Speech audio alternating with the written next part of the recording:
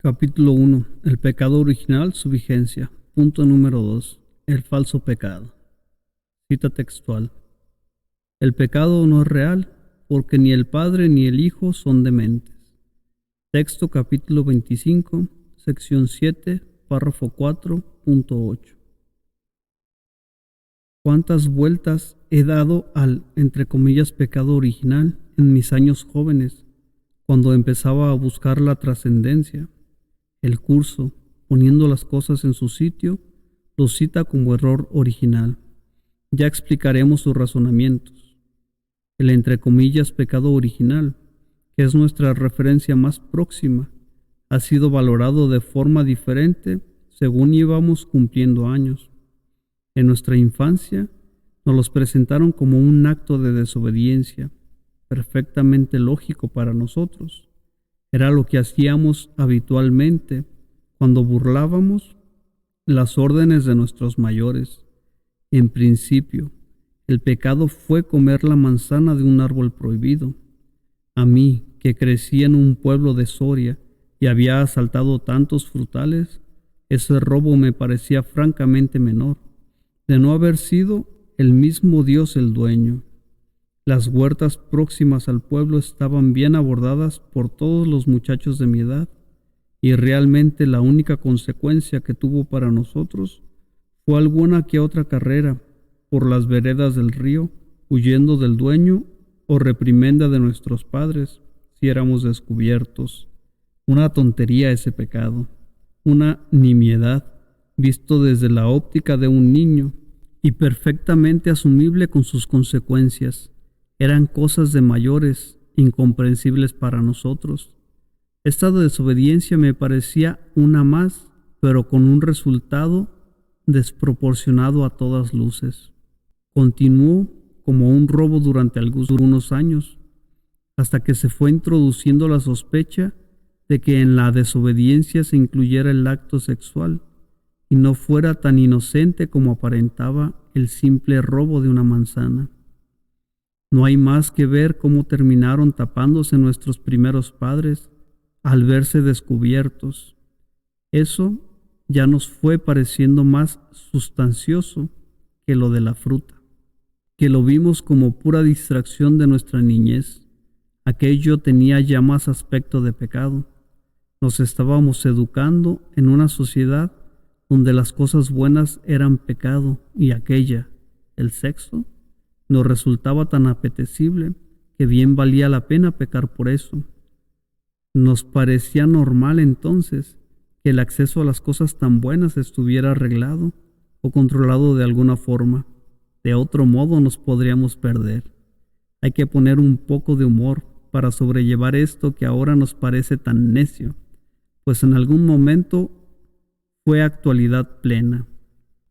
Este modo de ver el entre comillas pecado original se prolongó en el tiempo, cuando comenzaron a despertar las nuevas inquietudes que me han traído hasta aquí, y en la medida que el sexo perdía nocturnidad e importancia, comencé a sospechar que tal vez fuera algo más profundo, aquella parte del Génesis donde se cita, entre comillas, si coméis de este fruto seréis como dioses. Tomó fuerza en mi mente y empecé a deducir matices con razones más profundas y sibilinas, motivaciones de más calado afectando a las características íntimas personales del ser humano.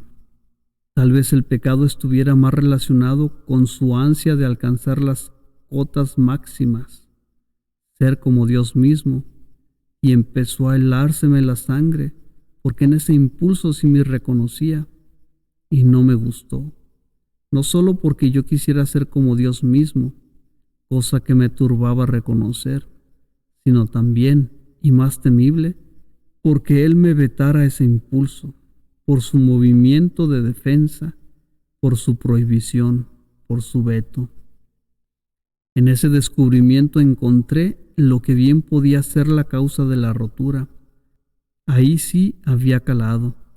Ahí sí podía ver la fealdad de mi pecado de soberbia, de rebeldía, la sedición fulminando mi santidad y cerrándome las puertas del paraíso y también, y más penoso aún, mucho más y más doloroso, al, entre comillas, Padre, fedatario de mi agresión, sintiéndose atacado y defendiéndose. A partir de aquí, descubrí dos impulsos que parecían diferentes, pero que me conducían al mismo y desastroso final. El primero, yo mismo y mi propia opinión en contra, por quererme convertir en Dios. Y en segundo lugar, un agente externo, un notario de mí mismo, entre comillas, pecado, asintiendo conmigo, el mismo Dios ofendido, avalando mi pecado. El curso lo llama ego, un Dios mitológico con sentimientos humanos, administrador del bien y del mal, dictatorial, vigilante feroz de nuestras transgresiones, que situamos esta vez fuera de nosotros. Ambas fabricaciones, el que se siente culpable y su fedatario, consecuencias del error ambas, se produjeron en el mismo instante, aunque pareció que la llegada de este último fuera con anterioridad. Nosotros quedamos como los desobedientes, rebeldes sin poderlo evitar, y él, como nuestro controlador y juez, con un carácter y unas normas bien rígidas, que aunque barnizado con múltiples características, misericordioso, bondadoso, justo, decía cosas como, entre comillas, de Dios no se hace burla, mía es la venganza, la rama que no dé fruto será cortada, los impios perecerán, etc. Y ocurrió lo que ocurrió, el resto de los errores, porque su origen fue el error primero y fundamental. De este modo se nos quedó grabada la imagen tantas veces después reproducida en láminas de la expulsión de Adán y Eva. Sus manos y las hojas de parra como primer vestido tapándose avergonzados, sus rostros arrasados en lágrimas, convulsionados, cogidos en pleno delito, exudando amargamente la dureza del castigo, sin comprenderlo, desamparados, oyendo aquellas maldiciones definitivas mientras marchaban a trómpicos, aturdidos, caminando de la expatriación delante de la espada de fuego de aquel ángel, entre comillas, bueno, obediente, mientras que con un gesto iba diciendo: estabas advertido, Adán, porque el malo había sido el otro, el responsable del hurto, el instigador, el de la manzana. Este no confundir. Ganarás el pan con el sudor de tu frente, como un trueno sobre la cabeza del primer hombre, y continuó con ella, pecadora, de igual forma. Parirás a tus hijos con dolor, y tu marido se enseñoreará sobre ti. Mientras Adán volvía su rostro hacia aquel padre castigador, tratando de reconocerlo, de comunicarse con él como tantas veces antes, de explicarle, buscando la complicidad de siempre, su cariño que extrañaba, a este destierro del amor durísimo se le unió la salida de su hogar, que no sé qué sería más áspero. ¿Dónde estaba ese ser amable, próximo de ayer mismo? ¿Quién es este ahora, que sin mediar apenas explicación alguna, se ha transformado en una furia implacable, hosco, cortante, irreconocible? Y una vez fuera, sin capacidad de réplica, de explicación, de piedad, sin una segunda oportunidad, quedó sellada la entrada para siempre, mediante los querubines guardianes, mercenarios del bien, ángeles custodios, entre comillas, buenos, para distinguirlos del realmente malo que caminaba descalzo hacia el exilio, que no sabemos ya dónde estamos, pero amenazadores, resueltos, flameantes. Esto está grabado en nuestro subconsciente colectivo, desde que llegamos al mundo, y aún se debe seguir enseñando en las escuelas y se dictará en las homilías de los templos cuando toque la lectura del Génesis. Esto tan tremendo corre de boca en boca y se ha dado por bueno en ese comportamiento gregoriano que acepta cosas porque sí, nada más por venirse haciendo desde siempre, aunque chirrie nuestro razonamiento. Bien es verdad que la propia iniciación nos tiene anestesiados. Hay caminos por los que definitivamente no transitamos, no lo hemos hecho nunca. Se dan como perdidos y los perdidos somos nosotros. Pero todo es pura distracción para ocultar el error original, que fue el único que se produjo. Un error de apreciación. Ni se pudo cometer culpa alguna, ni hubo condena ni expulsión. Se quedó cerrada para nosotros la puerta, porque creímos que fue otro y no nosotros mismos quien la cerramos, y al no saber que nosotros teníamos la llave, fue como si la hubiéramos perdido. Que de hecho, eso fue lo que ocurrió, que la perdimos en el olvido. Por tanto, jamás podremos entrar por ahí. Como muestra la experiencia que expondremos al final, ese Dios menor no es el Creador. Es clarificador el curso cuando nos dice una cosa sencilla. Cita textual. En el jardín simbólico del Edén se, entre comillas, prohibió la fruta de un solo árbol, mas Dios no pudo haberla prohibido, o de lo contrario, nadie lo hubiera podido comer. Texto capítulo 3, sección 7, párrafo 3.4. Aire fresco. ¿Puede dudarse de eso? ¿Dónde tenemos la cabeza? ¿Cómo nos manejamos frente a contundencias como esta? ¿Puede dudarse que uno solo de sus deseos no quede cumplido en el instante de su concepción? ¿Puede dudarse igualmente que el Padre no hubiera evitado situaciones de ruina a su Hijo?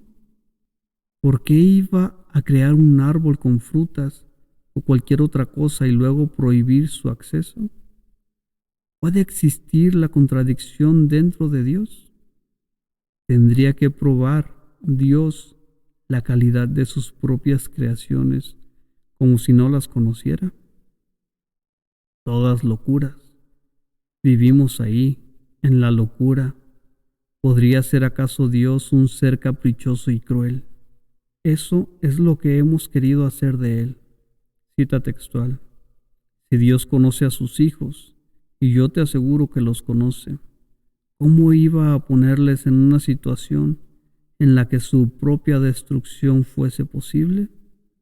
Texto capítulo 3, sección 7, párrafo 3.6. Aire fresco. De este modo, hemos presentado y fabricado a otro Dios a nuestra medida, distinto y opuesto al verdadero Creador, fedatario de nuestro pecado. Al suplente, a nuestra fabricación, el curso lo llama ego. Y el pecado no puede ser la usurpación de ningún tipo de conocimiento, pues se nos dio todo. Califica la Biblia al árbol como del conocimiento, para dar algo más de justificación a tan tremenda respuesta, pero el curso continúa diciéndonos, y lo hace reiteradamente a lo largo del texto de una u otra forma. El, entre comillas, árbol prohibido se le llamó, entre comillas, el árbol del conocimiento. Sin embargo, Dios creó el conocimiento y lo otorgó libremente a todas sus creaciones. Este simbolismo se ha interpretado de muchas maneras, pero puedes estar seguro de que cualquier interpretación que conciba a Dios o a sus creaciones como capaces de destruir su propio propósito es errónea. Texto capítulo 3, sección 7, párrafo 3.7. Aire fresco. Dios crea extendiéndose. No pudo hacerlo de otra forma. Extrae las frases de este apartado en el capítulo 1. Se matiza la cita. Cita textual. La afirmación, entre comillas, Dios creó al hombre a imagen y semejanza propia, necesita ser reinterpretada. Entre comillas, imagen puede entenderse como, entre comillas, pensamiento, y entre comillas, semejanza, como de una, entre comillas, calidad idéntica. Dios creó al espíritu en su propio pensamiento y de una calidad semejante a la suya propia. No hay nada más. Texto capítulo 3, sección 5, párrafo 7.1. Dios no creó al hombre ni a nada caduco. Él creó pensamientos de la calidad que Él mismo. Ninguna diferencia podemos, por tanto, destacar entre el Creador y su creación. No pudo haberlo creado sin conocimiento, ni por tanto tuvo el Hijo carencia alguna en ningún momento, porque a la perfección, característica de la creación, no pudo cumplirle satisfacción algo que no fuese perfecto como ella. Cita textual. El jardín del Edén, la condición que existía antes de la separación, era un estado mental en el que no necesitaba nada. Texto capítulo 2, sección 1, párrafo 3.1. El jardín del Edén, al que se refiere en este párrafo el curso, no es otro que la mente del Padre donde habita su Hijo, su único cielo. De ahí su cita como un estado mental sin carencias de ningún tipo. Es importante resaltar que de este, entre comillas, espacio nunca pudo salir, no porque no quisiera ni lo necesitara, que también, sino y no menos importante, porque no hay otro lugar que a veces se nos olvida, y porque fuera de su fuente los pensamientos no pueden existir. Incluso este sueño, que nos parece tan real, tampoco podríamos tenerlo si hubiéramos perdido la conexión con nuestra fuente. El espíritu, nuestro espíritu, puede soñar porque está vivo. ¿Puede entenderse esto? En última instancia, este sueño no hace sino afirmar la existencia de su fuente y de la vinculación que aún mantiene con ella. No puede existir nada fuera de la mente del Creador, no confundir con nada físico, ni con el jardín del Génesis, de ahí que no se careciese de nada.